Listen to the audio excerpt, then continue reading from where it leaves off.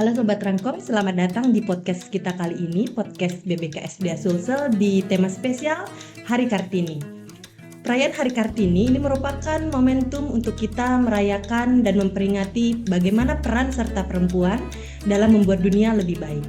Nah, di tanggal 21 April kemarin kita sudah merayakan Hari Kartini. Kita merayakannya dengan berbagai cara. Ada yang posting tentang kutipan-kutipan inspiratif tentang RA Kartini, atau ada yang dengan bangga menggunakan kebaya kemudian memposting di media sosial. Mari kita saat ini duduk sejenak, bersantai dan mendengarkan pembicaraan kita tentang bagaimana kita memaknai peran Kartini dalam konteks lingkungan hidup dan kehutanan. Jadi siapkan cemilan favorit kita dan mari kita sama-sama dengar podcast kali ini dengan semangat yang inspiratif.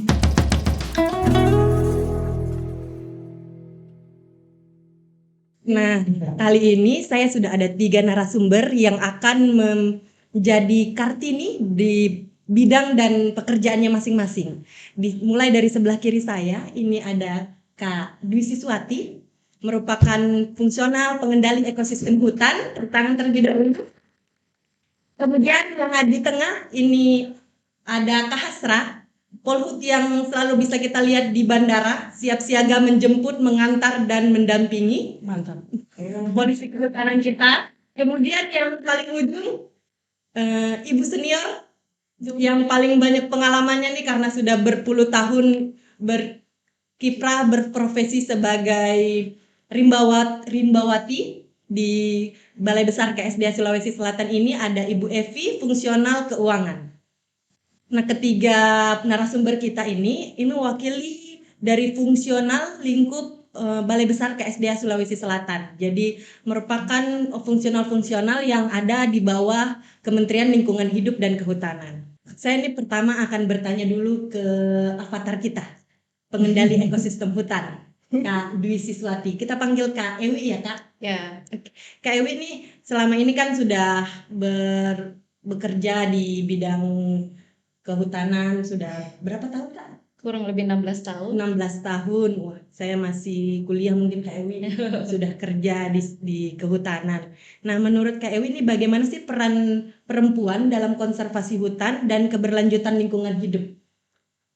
Terima kasih Mbak Eci. Sebelumnya saya teman-teman dulu dan mengucapkan selamat Hari Kartini buat para perempuan se-Indonesia. Semoga hikmah Kartini bisa menjadi inspirasi bagi kita semua. Terkait peran perempuan di bidang konservasi, tentu sangat penting Mbak Eci, karena sebagai perempuan yang multitasking, kemampuan yang multitasking itu sangat dibutuhkan dalam menjalankan peran di bidang konservasi, di mana selain kita mengelola habitat, kita mengelola spesies, satwa, tumbuhan, dan segala hal yang mendukung dalam pengelolaan lingkungan hidup kita. Jadi perannya perempuan di sini nggak kalah ya Bu dengan perannya bapak-bapak? Ya tentu, karena bukan tidak mungkin bisa menyetarai atau bisa lebih baik dari laki-laki dalam pengelolaan konservasi, karena seperti kita tahu pekerjaan kita itu banyak bersentuhan dengan dunia luar di lapangan, di hutan. Tapi jangan salah Mbak Eci, ibu-ibu itu kuat juga masuk hutan, naik gunung, itu banyak selama saya berkiprah di sini itu kita bisa jalan bersama seperti itu. Jadi tadi kan Kak Ewi bilang pekerjaan perempuan itu di kehutanan multitasking ya. Iya. Jadi multitasking kan berarti banyak perannya gitu. Iya. Nah, menurut Kak Ewi itu seberapa penting sih perempuan tuh ada dan berkiprah di kehutanan ini? Seberapa penting itu ya kembali tadi pentingnya itu karena kemampuan multitasking perempuan bisa melengkapi kemampuan pria dalam melaksanakan kegiatan-kegiatan konservasi tadi. Selain itu, meskipun kita multitasking di kantor juga bisa multitasking di rumah. Jadi perempuan ini memang dianugerahi Tuhan tenaga, pikiran, hati yang luar biasa. Nah, bicara nih tentang multitasking di rumah, kita sekarang mau tanya dulu nih ke Kak Hasrah, yang ibu dari 3 orang putra putri. Gimana sih menghadapi peran ganda tuh di keluarga, terus di pekerjaan mengabdi sebagai abdi negara begitu, bagaimana menyeimbangkannya, menyelaraskan dua peran ini? Terima kasih Mbak Eci ya. Saya sebagai salah satu polhut yang bekerja di Balai Besar KSDA ini sudah 17 tahun juga. Oh, siap senior. Saya junior. Eh, Kita ini perempuan yang bekerja sekaligus sebagai ibu rumah tangga merupakan perempuan yang sangat hebat. The power of emak, bukan yang di jalanan ya, bukan. Saya memilih pendidikan anak itu full day. Saya berangkatnya jam 7, pulang jam 3, bekerja sama dengan ayahnya. Itu kalau di rumah. Tapi kalau di tempat kerja, nah kita sebagai perempuan juga harus bisa menempatkan diri. Soalnya kan kita perempuan di sini kerjanya paling apa yang sedikit, kita paling di bandara saja saya sendiri perempuan.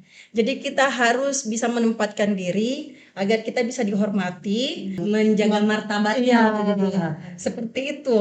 Jadi ini yang saya tangkap nih dari Kak Hasra tadi, bahwa ternyata di balik perempuan yang independen, perempuan berkarir itu ada bagaimana cara membagi tugas dengan laki-laki dengan baik, dengan suami ya, berbagi peran, berbagi tanggung jawab, bagaimana komunikasi. Iya, bagaimanapun saya bekerja sama dengan suami saya tidak akan bisa tanpa dukungan dari tetangga-tetangga atau lingkungan sekitar. Dibutuhkan memang kerjasama antara kita, suami, dan lingkungan. Menjaga hubungan Iya. dengan tetangga, karena bagaimanapun tetangga itu adalah saudara terdekat Iya. kita ya. Sekarang saya ke Kak Ewi lagi.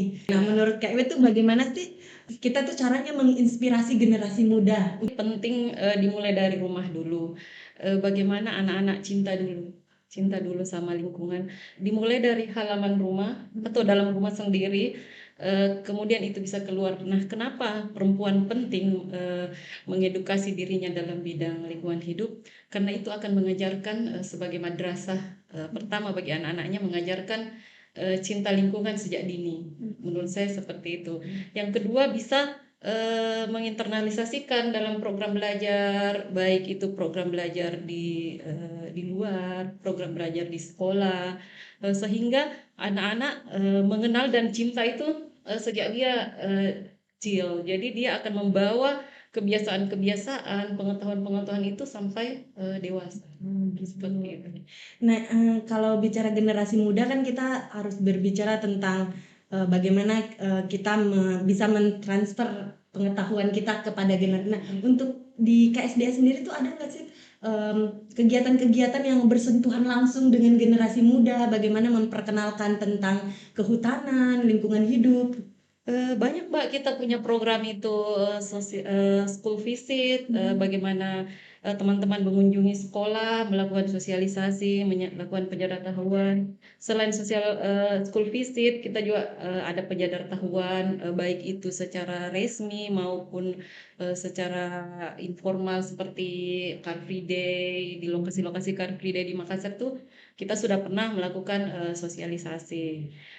Selain itu, kita juga sering melakukan sosialisasi di media cetak, media elektronik.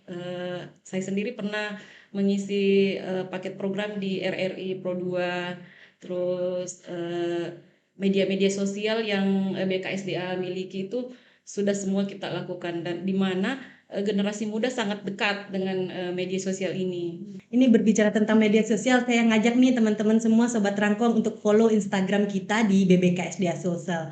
Nah, selanjutnya nih saya ingin berbicara tentang yang paling senior, Ibu Evi. Apa kabar Ibu? Sehat? Sehat. Nah, untuk Bu Evi nih, karena yang pengalamannya paling banyak di sini, saya ingin bertanya untuk Bu Evi, bagaimana sih menurut Ibu partisipasi perempuan dalam pengelolaan hutan ini? Iya, makasih Mbak Eci. Pengalaman ya menyenangkan juga ya, karena kita dikasih kesempatan untuk bisa bersama-sama dalam melestarikan hutan.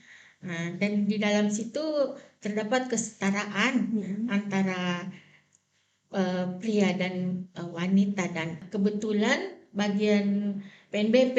Ya. Iya, jadi sering ke lokasi, cek-cek begitu, maksudnya melihat keadaan di lokasi bagaimana, apa sesuai dengan pemasukan yang kita terima, begitu. Jadi memang sering juga ke lokasi. Gitu. Jadi Bu Evi ini adalah pegawai yang pemungut atau bendahara penerimaan negara bukan pajak, pungutan-pungutan di Iya. tempat-tempat wisata kita ya Bu ya, ada di TWA Leja, kalau untuk KSDA itu ada juga yang baru-baru ini di Malino. TWA Malino, itu untuk pendakian ke Lembana, ya pendakian Gunung Bawah Karaeng. Nah, menurut Ibu tuh dalam perannya perjuangan RA Kartini ini apa sih yang bisa kita ambil sih Bu, yang bisa kita terapkan di kegiatan kehutanan? Ya itu tadi,